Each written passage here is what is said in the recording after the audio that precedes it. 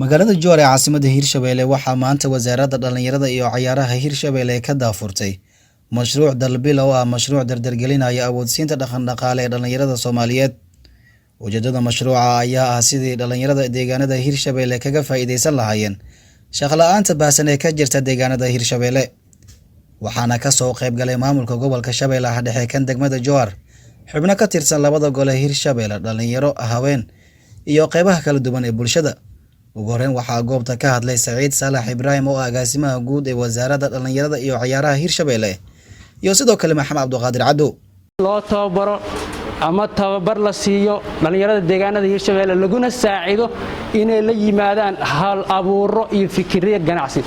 waxaan ognahay wadankan ama dalka Soomaaliya 30 sano ugu dambeysay problemka ugu weyn ee ka jirta inay shaqo la'aan ahayn. dadku waxay ka hadlaan amni ma suurtageli karo ayadoonan dhalinyarada haysan shaqo.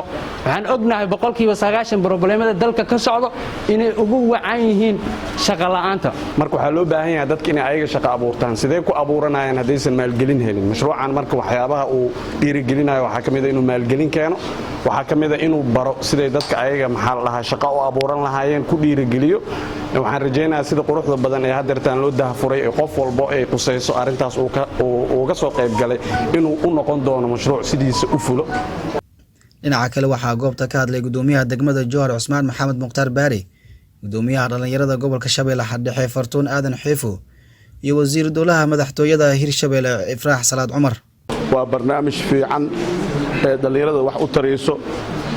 waxaan u fahmay barnaamijkan haddaan qaldaneen maxaan ku raayto in la ka reebaayo inaan nabadiid noqono, in la ka reebaayo inaan tahriibno. waxa waaye bilow ay noo tahay, waxaan leenahay bilow khayr qabo.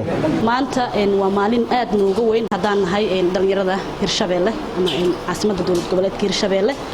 barnaamijkan la daahfuraayo oo ah dhalinyarada in ay noqdaan ama la taakuleeyo hadday noqon lahayd dhinaca traininka iyo hadday noqon lahayd shaqo abuur loo sameey lahaa dhalinyarada inay si toos ugu faa'iideysan doonaan.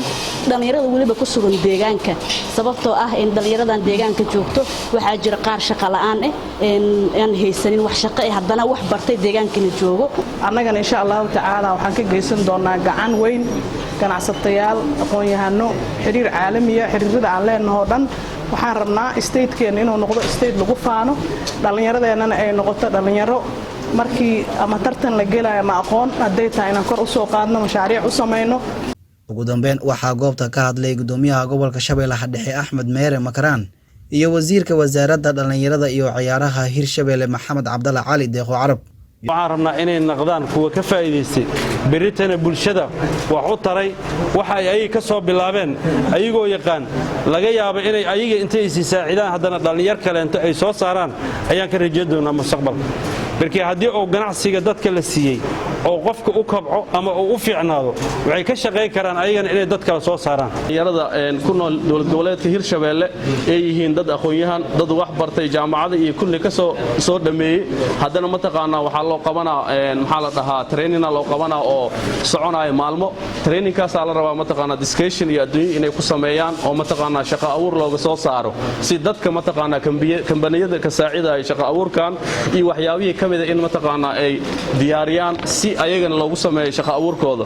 waxaan aad ugu faraxsanahay mar kale iyo mar kale inaan barnaamijkeena maanta daahfuranno. wixii ka dhiman haddii Ilaahay yiraahdo ka dhalinyaro ahaan wasaaraddan in waqti walba ay garab taagan tahay dhalinyarada ama ay u taagan tahay in dhalinyarada horumarkeeda ay ka shaqeyso. waxaan baaq u diraa hay'adaha caalamiga in ma taqaanaa wasaaradda dhalinyarada iyo ciyaaraha ay diyaar u tahay hay'adii ma taqaanaa hawlaheeda iyo shaqadaas aan ma taqaanaa wax kaga qabanayso inaan soo dhaweynayno si dhowna aan la shaqeynayno haddii Ilaahay yiraahdo. Maxamed Ahmed, Bulsha TV, Jowhar.